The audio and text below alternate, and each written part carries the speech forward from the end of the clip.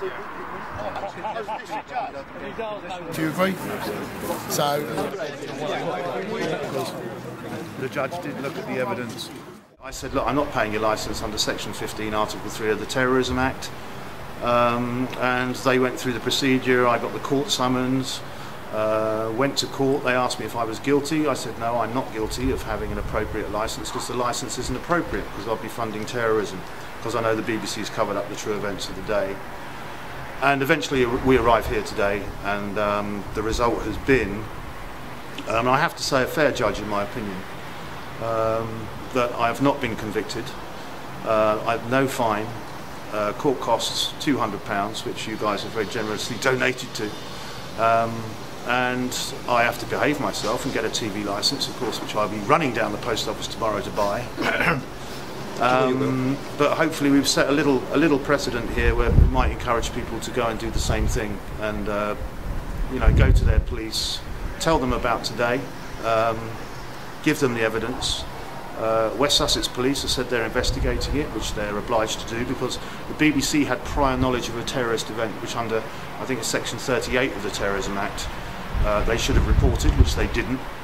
And they've since given us this impossible flannel about World Trade Center 7 collapsing due to an office fire, which even in the NIST report says fell at free fall speed for 8 floors in 2.5 seconds. Now that is absolutely impossible without a controlled demolition being involved. Absolutely impossible. There's no arguments around it. Don't let anyone else tell you otherwise, because they're saying Isaac Newton is wrong. Why did he do it for the TV licence with BBC? Because primarily Jane Stanley in 9/11 from the BBC reported 23 minutes before World Trade Center Building 7 collapsed that it had actually fallen. So that indicated some prior knowledge that the BBC had in terms of the events of 9/11. And we've never had a satisfactory explanation from the BBC as to how they had that prior knowledge and made the mistake of announcing the fall of the tower before it actually did. I'm Peter Drew. I'm representing architects and engineers for 9/11 Truth as the UK facilitator. Today I was going to give evidence as part of myself and 2 other individuals back in 2011 lodged some official complaints with the BBC about 2 of the documentaries that they showed in 2011 as part of the 10th anniversary of 9/11.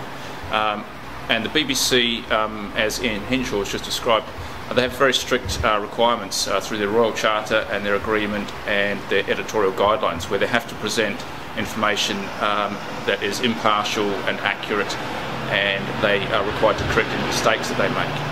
And one of the very important pieces of evidence that we were going to present today was in 2007, the BBC, in one of their documentaries, suggested that Building 7 did not come down at free fall speed, and said that the scientists and the architects who were suggesting that it had come down at free fall speed were wrong. But then in 2008 we had the official investigators who came out and actually then said, well, no, Building 7 did come down at free fall speed, which is a huge statement to make, because we know that it can only come down at free fall speed through controlled demolition. So the BBC had made a very, very big mistake in 2007 by saying that freefall had not occurred. BBC was incompetent, verging on dishonest. Oh, let's rephrase that, dishonest. I was the leading author on 9/11 when they did their Conspiracy Files programmes. I never had a phone call from them. Now, they might have disagreed with me, they might have disliked me, but as they're paid by the public to investigate impartially and give a full account of what happens, and if they're doing a film about so-called conspiracy theories, then that obliges them to talk to anybody who's, in the position that I was. I'd been serialised in the Daily Mail. Instead they got some guys from America who had some pretty cookie ideas and presented them to the public as the face of the 9/11 investigators, who they call conspiracy theorists. You've published 2 books on 9/11, is that right? Yeah, 9/11 Revealed, which was serialised in the Daily Mail and sold tens of thousands of copies, and 9/11 The New Evidence, which is the update on that book, which was a very detailed look into the paper trail, particularly of the 9/11 attacks and the role of the FBI and the CIA in facilitating the 9/11 attacks. and yet the BBC had no interest in talking to you. They had no interest in talking to me. They didn't even phone me up. They didn't email me. Even the people who made one of the propaganda films, Flight 93, they spent 3 hours talking to me. They didn't take a blind bit of notice of anything I said, but they did go to the trouble of phoning and talking. The BBC had a lot of resources. They don't want to know. They were grossly dishonest in their investigations of the 9/11 attacks, and that's what I was here to say to the court today. Unfortunately, the court today, the judge didn't let us demonstrate all the evidence. We had some very good witnesses: Tony Farrell, former intelligence officer for South Yorkshire Police; Niels Harrit, eminent scientist from Copenhagen; Ray Savage, former counter-terrorism officer. Who else am I leaving out? Peter Drew, wonderful chap, coordinated the campaign against the BBC, trying to find out about Building 7, which they refused to talk about. Adrian Mallet, former firefighter, engineer. I had a good load of witnesses lined up, but we weren't allowed to present them.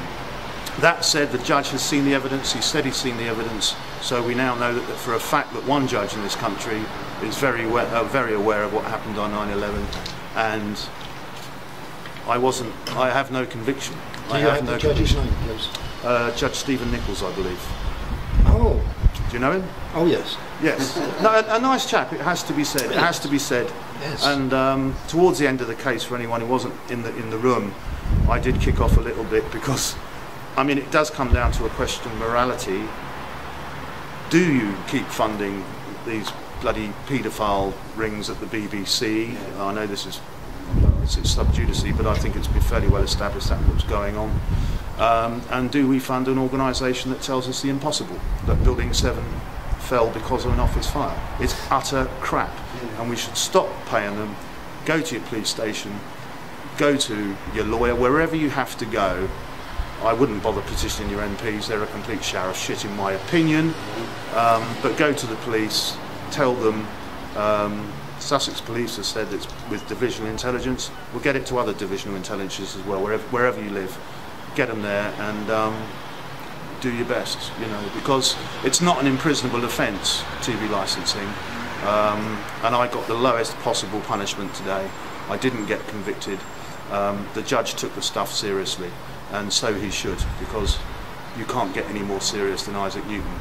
And you know, it's an immutable law of science, and the BBC have been lying. And if they want to take me to court for saying that they're liars, fine, we'll go back. For the third time today, it's reminiscent of those pictures we've all seen too much on television before, when a building was deliberately destroyed by well-placed dynamite to knock it down.